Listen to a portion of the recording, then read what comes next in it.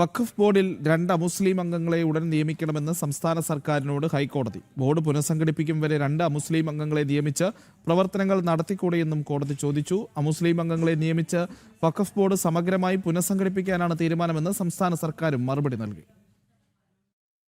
വഖഫ് ബോർഡിൽ 2 അമുസ്ലിം അംഗങ്ങളെ ഉടൻ നിയമിച്ചുകൊണ്ട് ബോർഡ് പുനഃസംഘടിപ്പിക്കും വരെ പ്രവർത്തനങ്ങൾ നടത്തിക്കൂടെ എന്നായിരുന്നു ഹൈക്കോടതിയുടെ അഭിപ്രായം. അമുസ്ലിം അംഗങ്ങളെ നിയമിച്ച് വഖഫ് ബോർഡ് സമഗ്രമായി പുനഃസംഘടിപ്പിക്കാനാണ് തീരുമാനമെന്നായിരുന്നു സർക്കാരിന്റെ നിലപാട്.